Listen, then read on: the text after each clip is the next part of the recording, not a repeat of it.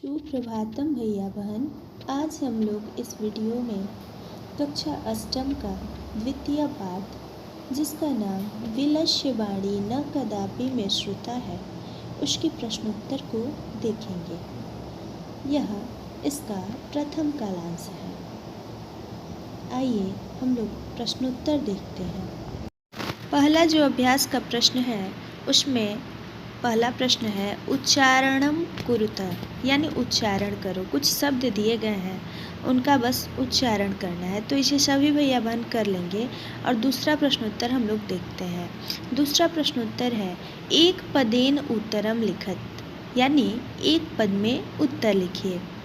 पहला है सिंहस्य नाम किम, सिंह का नाम क्या था? तो इसका उत्तर होगा खरन खरा, अर्थात सिंह का नाम खरन खर था। दूसरा है गुहायाः स्वामी कः आसीत्, यानी गुफा का मालिक कौन था? तो यहाँ पे इसका उत्तर होगा दधिपुक्षः। दधिपुक्षः इसका उत्तर होगा, यानी गुफा का मालिक दधिपुक्ष था। तो दधिपुक्ष एक शृगाल का नाम था, सियार का नाम था, वही गुफा का मालिक था। अब अगला प्रश्न देखते हैं। अगला प्रश्न है सिंहः कस्मिन् समये गुहायाः समीपे आगतः, यानी शेर किस समय में गुफा के समीप में आया, पास में आया? इसका उत्तर होगा सूर्यास्त समय, यानी शेर सूर्यास्त के समय में गुफा के समीप आया। अगला प्रश्न है हस्तपदादिका क्रिया केषां न परिवर्तन्ते, हाथ पैर आदि से संबंधित क्रिया कब काम करना बंद कर देती है? इसका उत्तर होगा भय शंत्र अस्त मनसाम, अर्थात डरे हुए मन वाले व्यक्ति का हाथ पैर काम करना बंद कर देता है। अगला प्रश्न है गुहा केन प्रतिध्वनिता, यानी गुफा किस कारण से प्रतिध्वनि करने लगी? इसका उत्तर होगा सिंहस्य उच्च गर्जनेना, यानी सिंह के जोर से गरजने पे।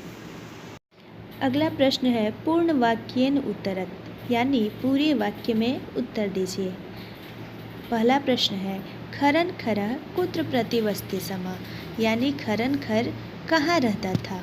इसका उत्तर होगा खरन खरः कस्मिंश्चित् वने प्रतिवसति स्म, खरन खर किसी वन में रहता था।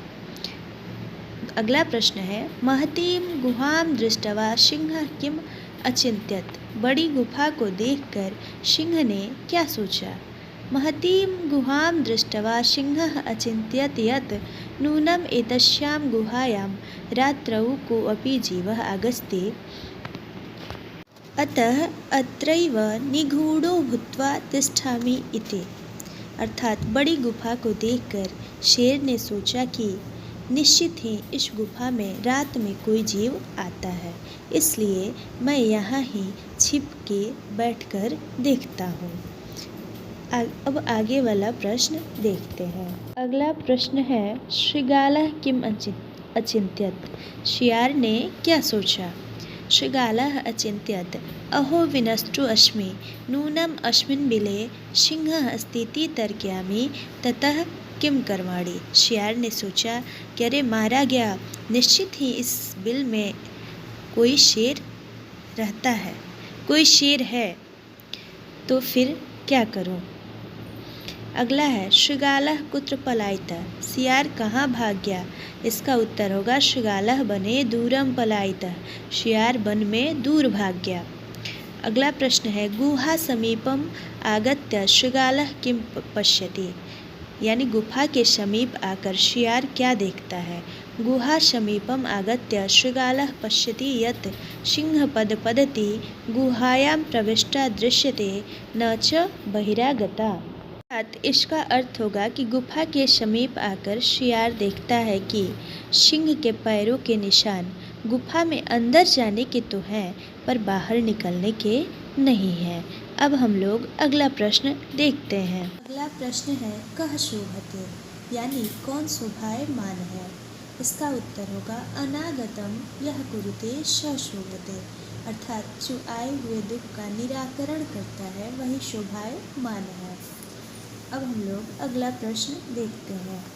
अगला प्रश्न है रेखांकिता रेखांकित पदानि आधृत्य प्रश्न निर्माणम कुरुत। अर्थात रेखांकित किए गए पदों के आधार पे प्रश्न निर्माण करें।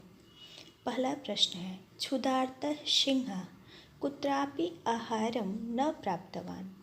यानी भूख प्यास से बेचैन सिंह को कहीं भी आहार यानी भोजन प्राप्त नहीं हुआ। क्षुधार्तः यानी भूख प्यास से बेचैन होता है, तो यहाँ पे क्षुधार्तः ही रेखांकित पद है, तो उसका प्रश्न सूचक पद होगा कीदृशः, यानी कैसे सिंह को कहीं भी भोजन प्राप्त नहीं हुआ।